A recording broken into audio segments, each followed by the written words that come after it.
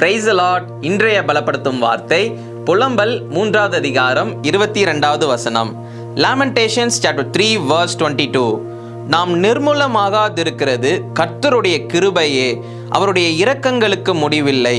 Because of the Lord's gracious love we are not consumed since his compassions never end. ஹல்லேலூயா. ஒரு சகோதரன் இருந்தாங்களாம். அவங்களுடைய வாழ்க்கையில நல்ல சந்தோஷமாக வாழ்ந்து கொண்டிருந்தாராம். திடீர்னு ஒரு நாள் அவருக்கு ஃபீவர் அதிகமாக இருந்துச்சான். அவரும் பயங்கரமாக போய் ஒவ்வொரு காரியங்களும் செய்கிறாராம். அந்த ஃபீவர் போகிறதுக்கு மாத்திரை எடுக்கிறாரு. மாத்திரை போடும்போது கொஞ்ச நேரம் ஃபீவர் கம்மியாயிருது. அதுக்கப்புறம் மறுபடியும் ஃபீவர் அதிகமாக மாறிடுது. அப்புறம் ரொம்ப ஜலதோஷமும் இருந்துச்சான், காஃபும் கோல்டும் அதிகமாக இருந்துச்சான். அவருக்கு நாட்கள் போக போக இன்னும் சிவியர் ஆகிச்சான். உடனே அவரும் என்ன செய்யணும்னு தெரியலாமல் அவரும் போய் மருத்துவருங்க கிட்டலாம் போய் அவங்க இன்ஜெக்ஷன்லாம் போட்டாங்களாம். கொஞ்ச நேரம் நல்லா இருக்குமா, அதுக்கப்புறம் மறுபடியும் அதே மாதிரி ஒரு பிரச்சனை ஆகிருமா. கொஞ்ச நாட்கள் இன்னும் போக போக அவருக்கு சுவாசிக்கிறதுக்கு அவருக்கு கடினமாக இருந்துச்சான்.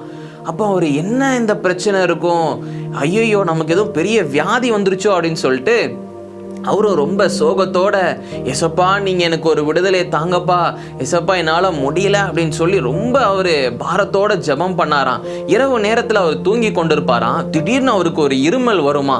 திடீர்னு அந்த இருமல் வரும்போது அவரால் சுவாசிக்கவே முடியாதான். அப்போ அவருக்குள்ள ரொம்ப ஒரு கவலை வந்துருச்சு. என்ன, எனக்கு இப்படிப்பட்ட ஒரு சிச்சுவேஷன் இதுக்கு முன்னாடி வந்ததே இல்லையே, இப்படிப்பட்ட ஒரு கண்டிஷன் எனக்கு இதுக்கு முன்னாடி வந்ததே இல்லைன்னு நினச்சி அவருக்குள்ள ஒரு பயம் வந்துருச்சா. ஏதோ ஒரு பெரிய வியாதி தான் வந்துருச்சோ போல. அப்போ ஒரு வாரம் ஆனதுக்கு அப்புறம் அவர் ரொம்ப ஜெபம் பண்ணிக்கொண்டே இருந்தாராம். கொஞ்ச நாட்களாக போக போக போக அவருக்கு சரியாக ஆரம்பிச்சுதான். அப்போ அவருக்குள்ள ஒரு சந்தோஷம் வந்துருச்சான். இயேசுப்பா எனக்கு ஒரு விடுதலை கொடுத்தாங்க அப்படின்னு சொல்லி கர்த்தருடைய நாமத்தை அவர் மகிமைப்படுத்தினாராம். கொஞ்ச நாட்களுக்கு அப்புறமாக தான் அது அவருக்கு தெரிய வந்துச்சான். அவருக்கு வந்த பிரச்சனை என்ன அப்படின்னா, கொரோனா வியாதினால அவர் பாதிக்கப்பட்டிருக்கிறார் அப்படின்னு. அதாவது அவருக்கு அந்த வியாதி, அந்த பேரே கொஞ்ச நாட்களுக்கு அப்புறம் தான் அவருக்கு தெரிஞ்சுதான், ஓ இப்படிப்பட்ட ஒரு வியாதி நம்மளுடைய தேசத்துல பரவி கொண்டு இருக்குது அப்படின்னு. அப்போ தேசத்துல அந்த வியாதி வந்திருக்குன்னு சொல்லி அதுக்கு அப்புறம் தான் இவருக்கு பாதிப்பு எப்போ வந்துச்சோ, அவர் சரியானதுக்கு அப்புறம் தான் தேசத்துல இந்த மாதிரி ஒரு இது பரவிட்டு இருக்குன்னே சொல்றாங்களாம். அப்போ அதனால அவருக்கு தெரியாம போயிருச்சு, ஓ இது கொரோனா தானா அப்படின்னு சொல்லி அவருக்கு தெரியாம போயிருந்திருக்கு. அப்போ அவர் யோசிச்சாராம், கொரோனா தேசத்துல எல்லாருக்கும் பரவுறதுக்கு முன்னாடி எனக்கு வந்திருக்குது, என்னால சுவாசிக்க முடியாதபடி நான் கஷ்டப்பட்டிருக்கிறேன். ஆனா எனக்கு ஜீவன் என்னை விட்டு போகாதபடி ஏசப்பா என்னை பாதுகாத்தார் அப்படின்னு சொல்லி அவர் அதுக்கப்புறம் தான் யோசிச்சாராம். அப்ப யோசிச்சு பாருங்களேன், அவருடைய ஜீவனை பாதுகாத்தது யார்? இயேசு கிறிஸ்து. தேசத்திலேயே கொரோனா பரவுதுன்னு சொல்லி அதுக்கப்புறம் தான் அனௌன்ஸ் பண்ணியிருக்கிறாங்களாம். ஆனா தேவன் அது முன்பதாகவே இவருக்குள்ள இந்த பலவீனம் இருக்குன்னு சொல்லி அறிந்து தேவன் அவரை பாதுகாத்திருக்கிறார். அப்ப அவர் சொன்னாராம், நான் நிர்மூலமாகாதிருப்பது உங்களுடைய கிருபைதான்ப்பா அப்படின்னு சொல்லி கர்த்தருடைய நாமத்தை மகிமைப்படுத்தினாராம். இன்றைக்கு உங்களுடைய வாழ்க்கையில நம்ம இன்னைக்கு ஜீவனோட இருப்பது கர்த்தருடைய கிருபை மாத்திரம்தான். அவருடைய இரக்கத்தினால தான் நம்ம இன்னைக்கு ஜீவனோட இருக்கிறோம். நம்ம அதற்காக நன்றி செலுத்தணும். கர்த்தாவே எங்களை நீங்க பாதுகாத்ததுக்காக நன்றி செலுத்துகிறோமாப்பா. ஆண்டவரே நான் இன்னைக்கு சந்தோஷமாக இருக்கிறேன். ஆண்டவரே நான் இன்னைக்கு ஜீவனோட இருக்கிறேன். ஆண்டவரே என்னால சுவாசிக்க முடியுது. எனக்கு எந்த ஒரு பலவீனமும் இல்லாதபடி நீங்க என்னை பாதுகாத்திருக்கிறீங்க. அதற்காக உமக்கு நன்றி செலுத்துகிறேனப்பா. உங்களுடைய கிருபைக்காக நன்றின்னு சொல்லி நம்ம நன்றி செலுத்தி நம்ம ஜெபிக்கணும். நிச்சயம் கர்த்தர் வரக்கூடிய நாட்கள்லயும் அவருடைய கிருபையினால நம்மளை பாதுகாப்பார். அவருடைய இரக்கத்தினால நம்மளுடைய வாழ்க்கையில அநேக காரியங்கள்ல நமக்கு ஒரு விடுதலை உண்டாகும். ஆசீர்வாதத்தை நம்ம பெற்றுக்கொள்வோம். நிச்சயம் கர்த்தர் உங்களுடைய வாழ்க்கையில பெரிய காரியங்களை செய்வார்.